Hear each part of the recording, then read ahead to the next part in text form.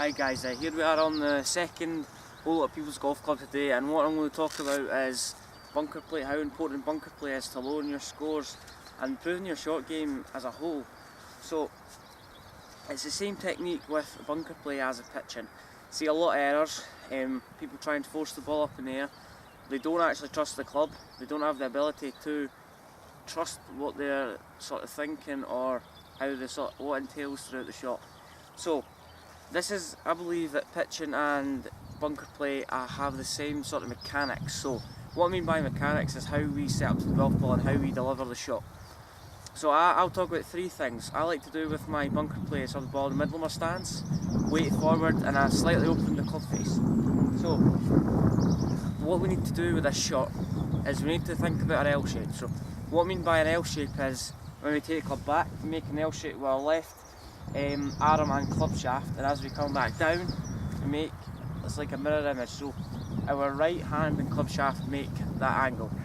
But we need to get in a habit of turning our L shape on the way back and then the L shape on the way through. But it's imperative that we turn our body, because if we turn our body correctly, then we'll shallow out the angle of attack and we'll be able to maintain that constant speed that is meant to be desired. So what I'll do is I'll hit a quick shot. Another thing that we need to focus on with bunker play is our depth of divot. So we don't want to take too much sand or too little sand. So bunker play is the only shot where we don't actually make contact with the golf ball. So we make about a 3 or 4 inch cushion of sand if we actually hit the sand properly, and that propels the ball out of the bunker, so almost like this.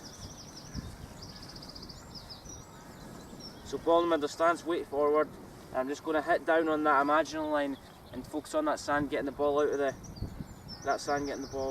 bunker.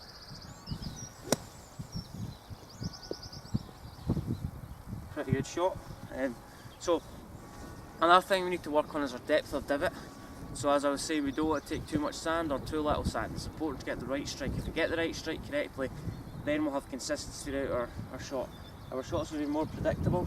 So what I want you to do is I want you to draw a line maybe 3 inches behind the ball.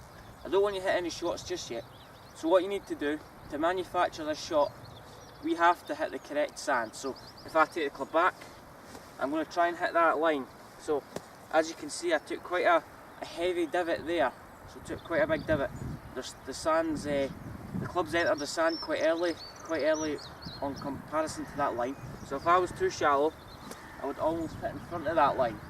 So what we need to do is try and get into a habit of focusing on that line. So if we get the right contact, then we'll get the right spin and the right distance that we are wanting. So we need to focus on this L shape.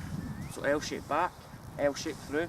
It's important to turn our body, because if we don't turn our body and if we hesitate as we come through impact, then all that force will be lost. So we will have to decelerate in the impact because we're not using our body as efficiently as we would like. So L shape, ball in middle stance, weight forward, and draw a line when you're practicing. Draw a line.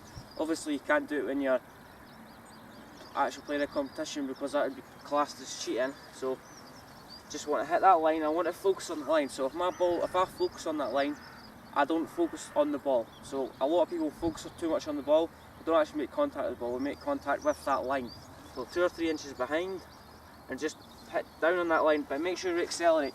So keep the force going all the way through. So if we hesitate, then we will have to make a compensation to keep that speed going up the way. So L shape, weight forward, and just hit down on that line.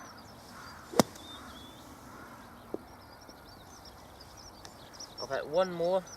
Sand's quite heavy here.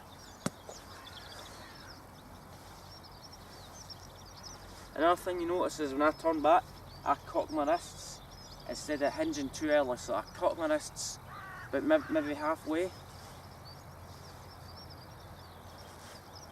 And as I come back down, I release it.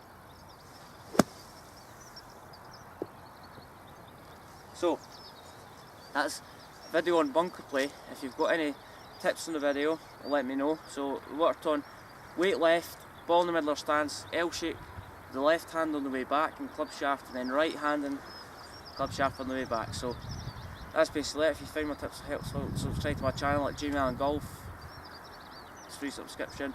Or follow me on Twitter and Facebook at Allan Golf. So we need to work on the strikes. It's imperative we work on the strike to get the correct contact, and it's important to keep up the speed. So if we hesitate coming into impact, we don't actually maintain that constant speed.